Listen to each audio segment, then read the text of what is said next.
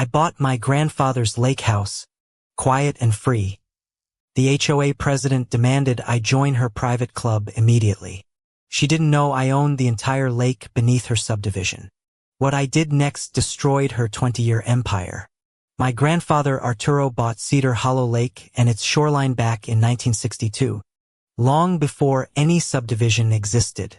When he passed, the deed and mineral and water rights came to me, though I never advertised that fact to anyone. I moved into his cabin wanting peace, mornings on the dock, and distance from noise and other people's drama. Cedar Hollow Estates had grown around the water decades later, and Deborah Callahan ruled its homeowners association like a queen. Debbie showed up at my door in heels, clipboard in hand, informing me I owed HOA dues for lake access. I told her, politely, that my property wasn't part of the subdivision and never signed any covenant agreement. She insisted every home touching the water paid a mandatory lake maintenance fee. No exceptions. No discussion allowed. Her smile tightened when I said no, and she warned me I'd regret making enemies in this neighborhood. Within a week, a violation notice appeared on my mailbox, citing an overgrown hedge that didn't exist. Debbie's husband Rick, a county commissioner, waved at me from his truck like he already knew my name. Neighbors started avoiding eye contact, whispering that the new woman was causing trouble by refusing to cooperate. Someone left orange cones blocking my driveway. Courtesy, I later learned, of the HOA Beautification Committee. I called the association office. A board assistant said Debbie personally approved every notice sent to my address. My husband Daniel suggested we just pay the fee to avoid conflict, but something about her tone unsettled me. I dug through my grandfather's old filing cabinet, curious what exactly the original lake paperwork actually said. Inside, I found a yellow deed, notarized, listing Arturo Torres as sole owner of the lake itself. I didn't say anything yet. I wanted to understand what Debbie was really collecting money for first. A neighbor, Mr. Chin, quietly told me the lake fee had existed for 12 years, unquestioned by anyone. He said Debbie handled the account personally, and no one had ever seen a financial report. For a few weeks, things went quiet. No notices, no cones. Just distant polite nods across the yard. I almost believed Debbie had let it go, focusing instead on her spring garden tour committee duties. Daniel and I enjoyed calm evenings on the dock, watching herons glide low over still water. I should have known the silence was Debbie regrouping, not surrendering. She never surrendered anything. A crew arrived unannounced and began installing a chain-link fence across the public path to my dock.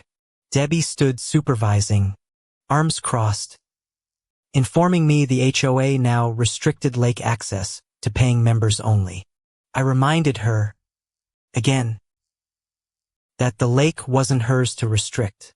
She laughed and said, "Try me."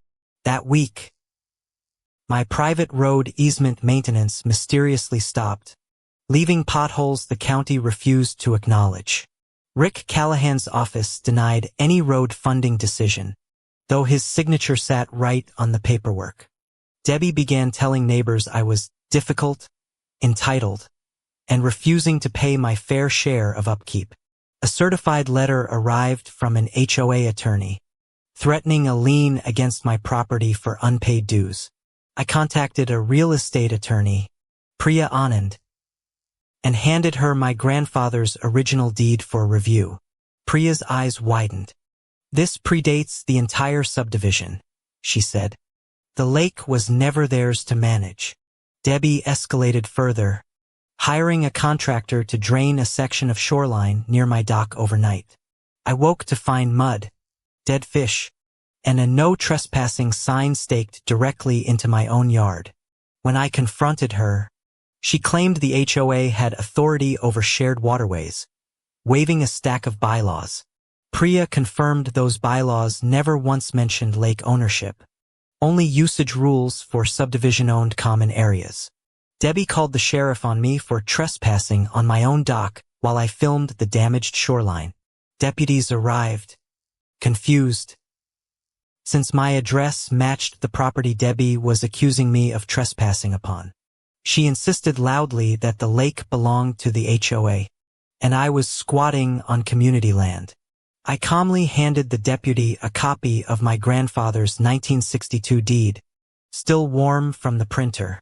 The deputy read it twice, looked at Debbie, and said this was now a civil matter, not criminal.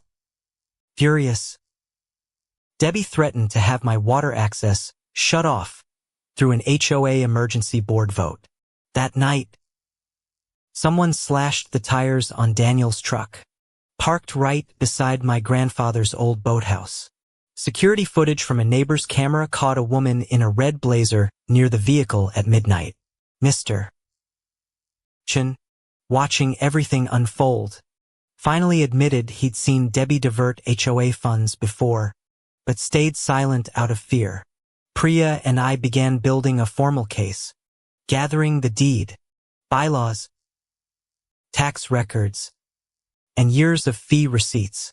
We discovered the lake maintenance fee generated over $400,000 across 12 years of collection. Bank statements showed transfers from the HOA account into a smaller account under Debbie's maiden name. Mr. Chun agreed to testify, saying he'd kept old newsletters proving Debbie personally controlled every dollar. Priya filed a formal notice asserting my sole ownership of the lake, demanding the fence come down immediately.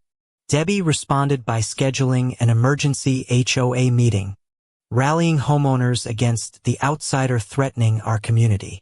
I decided not to fight her privately anymore. I would answer her in front of everyone she controlled. Daniel printed enlarged copies of the deed, the bank statements, and the drained shoreline photos for the meeting. The community center was packed the night of the meeting, folding chairs full of anxious, curious neighbors. Debbie stood at the podium in her red blazer, announcing plans to finally resolve the lake dispute. She painted me as greedy, dishonest, someone trying to steal a resource the community had always shared. I raised my hand and asked to speak, and reluctantly, she handed me the microphone, smirking. I held up my grandfather's original 1962 deed and asked the room a simple question. Who actually owns this lake? Silence fell as I explained the subdivision was built around private property that Debbie never legally controlled. I displayed the bank statements next, showing years of lake fees quietly funneled into her personal account. Gasps rippled through the crowd as Mr. Chen stood, confirming everything, calendar dates and all, from memory. Debbie's face went pale, then red, insisting the documents were fabricated by someone jealous of her leadership. Someone in the back shouted that they still had old newsletters matching the exact numbers I'd shown. Rick Callahan, sitting near the exit, quietly slipped out before anyone could ask him a single question. A county auditor in attendance, invited by Priya beforehand, requested formal copies of every document displayed. Two deputies who'd been called for crowd control instead asked Debbie to step outside for questioning. Within days, the state opened a fraud investigation into misused HOA funds spanning over a decade. Debbie was removed from the HOA board by unanimous emergency vote. Effective immediately, humiliation etched across her face. Rick lost his county commissioner seat weeks later, voters furious over his role covering her diverted funds. Debbie faced formal embezzlement charges, her once immaculate reputation dissolving faster than the fence around my dock. The chain-link fence came down within a week, workers apologizing as they hauled away every metal post. Neighbors who'd once avoided me brought over pie, apologies, and quiet confessions about years of silent fear. Cedar Hollow elected a new, transparent HOA board, with Mr. Chun volunteering as treasurer for full accountability. I kept the lake open to every honest neighbor, free of charge. Exactly the way my grandfather intended. Debbie Callahan now walks past my dock in silence. No clipboard, no crown, no kingdom left to rule. The END.